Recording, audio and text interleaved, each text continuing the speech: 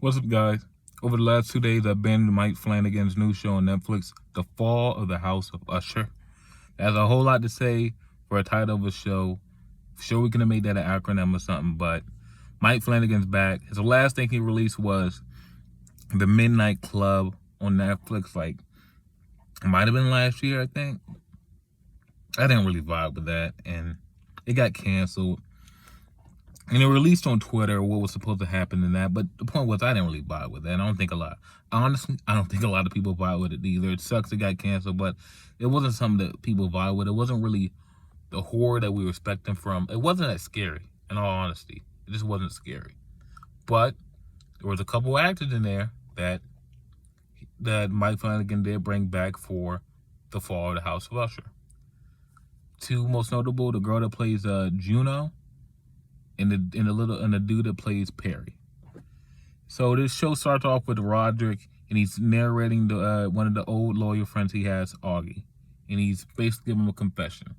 And I really like the way they would do this. Like, there's so many places at once, but you never lost track of the story. You were always engaged. The show never felt boring. Roderick would tell Augie what's going on, and then we'd go and he'll tell the story.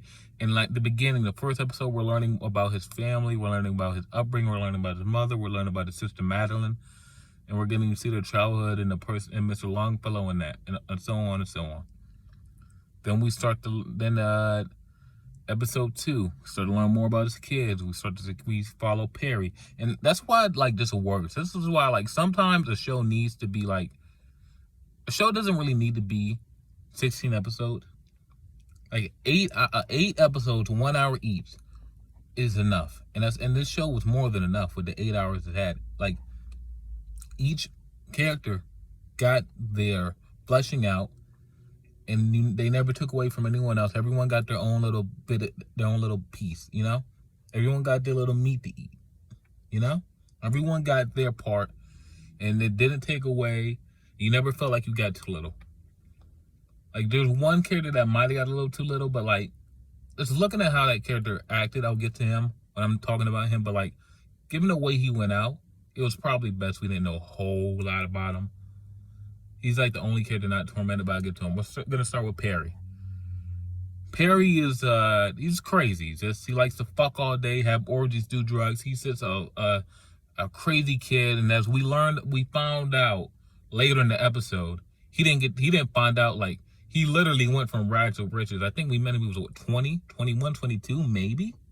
This motherfucker got all this money at 16. Quite literally, rags to riches. 16, he gets all this fucking money.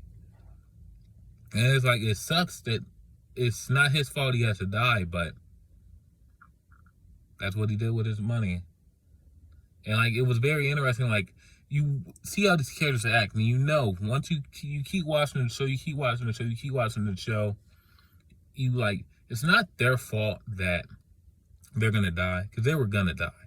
Like, no heads or tails about it, they were gonna die. But just seeing how like much they pretty much deserved every death they got is just, it sucks, but at the same time, it's like, it doesn't suck, you know? Because, like, it's not their fault they're gonna die, but at the same time, you got all this wealth, you got all this power, you're just the biggest pieces of sacks of shit on planet, like the big ton of sack of shit, you know? Like, this dude's throwing a fucking orgy party in a fucking building he's supposed to tear down. His plan is to spray water down on these people, but people didn't do what they were supposed to do, and he fucking kills them all. Now, was that really his doing, or was that Verna doing her thing? The girl that plays Verna, Carla, let me get on her real quick. She hasn't been in the last 2 Mike Flanagan projects. I think the last one she was in was Blot. I want to say the last project of Mike Flanagan she was in was Blind Manor. So she wasn't in Midnight Mass. She wasn't in Midnight Club. She was missed. This woman, oh my fucking God. We might have to get her an Emmy. Oh my God. She's what, like, I think there are 3 characters that really make this show pop. Like, really bring something to this show. Older Roderick, young Madeline, and Verna. Then you have, like, the best 2 supporting characters easily are both old Augie, young Augie, and Mark Hamill's Arthur Pym. And to see how each, like, the monologue she would give to each character as they're passing away, from Perry to Frederick to, and then her little scene with Arthur. I'm kind of jumping ahead, but I just wanted to get down there. Like, she was great as Verna, so good. So we see Perry die. Then I think we go, like, I don't know if we get the next death in episode 3. I don't think we get our next death until episode 4, I think. But I think that next death after Perry was, oh, and that the loser Frederick's wife was there too. That's going to be interesting. I'm going to talk about that later. But after that, I think our next death is Camille. Now, Camille's played by Kate Siegel, Mike Flanagan's wife. She's, like, such a sweet lady on social media and in other things. But, like, in this, when she plays a bitch, she plays a bitch. It was, like, she brought it. Like, she's playing this bitchy. She can get dirt on anybody. She can know everything about everybody. She's like, you want to know something, you go talk to her. She might know, like, you might have a secret and she knows more about the secret than you know about the secret. She's that type of person. And I was going to be very interested to see how they kill her, because as we start to learn more about her, we learned that her assistants are more than just assistants. They're like assistants. And I was like later on we found out they have more stuff, but, like, I thought, like, is her death going to be something related to them? And it kind of was, because instead of them going to do the job she needed them to do, she goes and does it. And then she gets to the Fortunato building. I think it's called Fortunato. She gets to the Fortunato building, and Verna is the security guard, and that was awesome. You see Verna, like, tell her, you don't need to do this, and you don't need to do this, and she goes into the room and starts taking a picture of Victoria's monkeys and all this. And this was the first time Verna, like, the character, like, really did some, like, freaky supernatural shit. And this one I was like, and it made sense 2 minutes later. Like, I never seen her, like, outwardly, like, just use her, like, powers, like, to just jump up like she's fucking Spider-Man. But as Verna's giving Camille the dialogue and the monologue before she kills her, Camille says something, fuck you, I got mine. And she takes a picture, and then we see Verna's been a fucking monkey this whole time, and she fucking rips Camille apart. Now, later that night, a couple scientists find the monkey on top of Camille's dead body. I wonder if that fucking monkey murked them too. I don't know. And during all this, while all this is going on, they're looking for a mole. Roger get put $50 million on whoever can. He's going to get $50 million to whoever can find this mole. It's a fucking headhunt going on. And this whole time, we found out later that this was not a fucking mole. And I was really hoping, like, man. But at the same time, we found out that Verna told Roderick and Madeline that no matter what happens, you will never be under fear of legal repercussions and all that shit. So I should have known there wasn't going to be a mole. But deep down, I was hoping, like, by episode 3, like, after this death, and they're back at the table and they're talking about what to do next, I was really hoping that Juno was going to be the mole. Because the way Tamara Lynn would talk to that woman, like, she's over here trying to give her condolences to these fucking stacks of shits. And she's like, why is this thing talking? It's like, oh my fucking God. I wanted her to be the mole so bad, because how can you talk to somebody like that? But after Camille's death, there's Napoleon. And this one's very interesting, because he died because of a fucking cat. We see him wake up, after a fucking bender, he killed his boyfriend's cat, and he throws it in the bag, and he goes to get another one. By the way he was acting about this, you can tell this wasn't the first fucking time he killed this fucking cat. Like he asked his boyfriend, how long was he gone the last time? And the boyfriend says, 3 days. And it's like, oh my fucking God, how many times have you done this, man? How many times have you killed this cat? And we see he brings the cat to the house, and the cat just fucking runs around.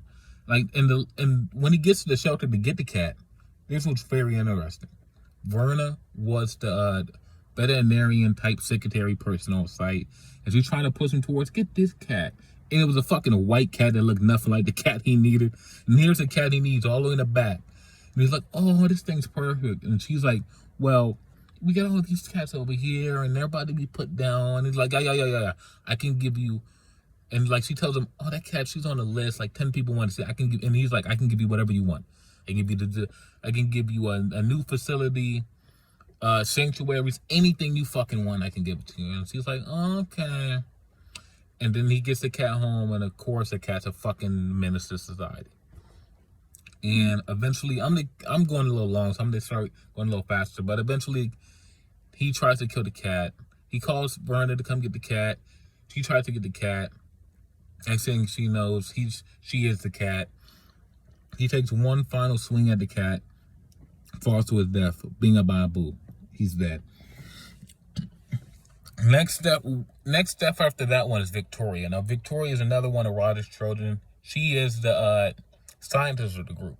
She's trying to develop this heart monitor bullshit that can detect diseases, stop diseases, all types of shit. It can do basically be some magic thing that they need. She doesn't know why Roger's pushing so fucking hard for this. We find out a little towards before she dies why he's pushing so hard for this, and he kind of tells her, I fucking need this. Like, not him, but Madeline kinda implies who the fuck it's for. But by the time she applies who's it's for, this woman's so fucking gone. She's gone in the head. She's gone. Like, Madeline kind of tells her, like, once we get this done, we got a very special person who's going to be the first human touch subject for this. Someone very important. But, yeah. Verna was the, like, main... I'm just going to get to the point. We find out that she killed her when her lover / scientist buddy was walking out on her. We see her throw something at the door, and we thought the woman just walks out, but we find out that she really hit her in the head. It fucking busted her head wide open, and she put her in a room. She kept her there. And that little ring, like, bird type thing she was hearing was really like the heart monitor going off inside of her. So, and then Roger comes to visit her, and she shows Roger the body, and she's like, and she's talking about her like she's still there, and Roger's like, oh, she's very quite dead. And then Victoria picks up a fucking knife, stabs herself, and being wet boom. So we're down to 2 more, Tamerlane and Frederick. Tamerlane, I hope I'm saying that right. She is a interesting one. I feel like she's the biggest piece of shit out of all of them, in my personal opinion. Out of all the children, she's worse than them all, because she was there from the beginning. She's like, why is she so mean? Why is she the way she is? Why can't you be nice? From the way she treats Juno to the way she treats her husband. She thinks everything's supposed to be about her. Everything's supposed to be revolving around her. Everything's about her. And it's just like, can't you have a little bit of empathy? Like, they call all the other siblings the bastards. And, like, we're the real ushers. So it's like, okay, you're the real ushers. Like, we're the fucking, like, we find out you fucking abandoned your mom for a little bit of money, but you're the real ushers. You're the good kids. You're the beacon of hope and all that bullshit. And she has this vendetta, like everything's supposed to be revolving around her, and we see that Verna would use that, and Verna would beat her. Because we find out she has this kink to watch her husband sleep with redheads for some reason. Just dress up like her, that's her kink. So Verna took that, and Verna would beat her. Not only in the bedroom, not only with her husband, but there's this big press conference after Victoria's death, and she has to come out and talk. And we see Verna kind of use smoke screens to be her secretary, and that makes her go off. Then Verna puts her little sex tape up on the screen that no one else can see. Only she can see, and that makes her go completely off. And that's when Madeline sees Verna, and she tries to touch her, and she turns to dust right in front of her. So after that, Tamerlane goes home. She just starts breaking shit because she keeps seeing Verna dressed up as her in the mirrors, all over the glass, and so on and so forth. And that makes her. She goes for like this crazy fucking like she sees her on, like, she has this overhead mirror. She goes for this crazy swing, And like the way they did this death, this might have been the best technical death they did out of all the kids. This might have been the best technical death, and probably the most painful one.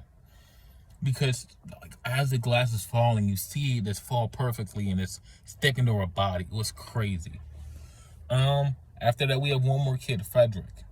This is going really long, but I'm really trying to get through it because they are all these deaths were great. All the like characterization for all the characters are great, so I really want to do it justice. Frederick.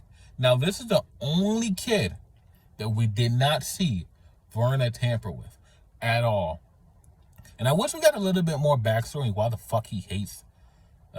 Maybe they said something in the beginning, but I don't feel like we got a proper backstory why the fuck he hates elevators. That was a little bit. I felt like in all those young Roderick and Augie flashbacks with Annabelle Lee, we would see why the fuck he hates elevators so much, but we never did. Yeah, he's been tormenting his wife ever since she got out of the hospital with her burns, and we see Lenore's trying her best to like get him to take it seriously, get her to get her help, but he's so fucking like, he's been such a dick because he wants to know why was she at that party, why was she at the orgy, and I understand that sucks, and it sucks, but like, why do you got to be such a dick about it, man? Why are you treating this woman when she's at the lowest she will probably ever be in her life? Why are you doing this to her? And then he starts using coke a lot. And she keeps using coke and keeps using coke. And Verna even tells him, I was going to give you a heart attack in the car, but you just had to keep fucking going. You just had no remorse for that woman. You just had to keep fucking going. And that's where it goes from the point of like why I feel bad, but I don't feel bad. Like these kids are all going to die. And there's nothing they can do about it because it is not their fault and it's not the deal that they made. But they are so fucking terrible that Verna has it, like, you have to die. And we see that you have to die. But the way you could have died, if you were better, your death could have been better. It could have been more painless. But she just had to fucking show the dude. Because he just would not stop. He just kept taking it further and further.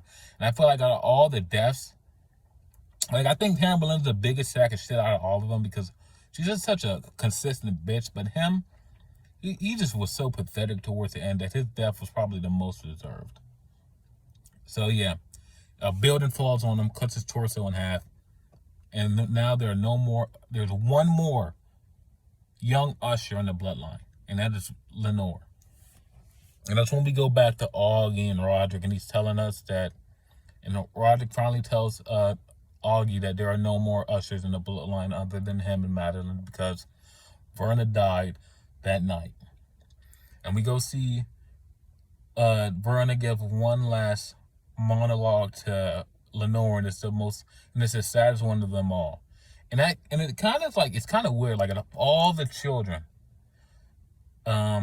Frederick was the only one that had a grandchild. And I think, honestly, I feel like if they had more, it would have diluted this moment. It probably would have kind of diluted the show. Because this moment was very powerful. Verna's telling Lenore everything that her mother's going to do once she gets better.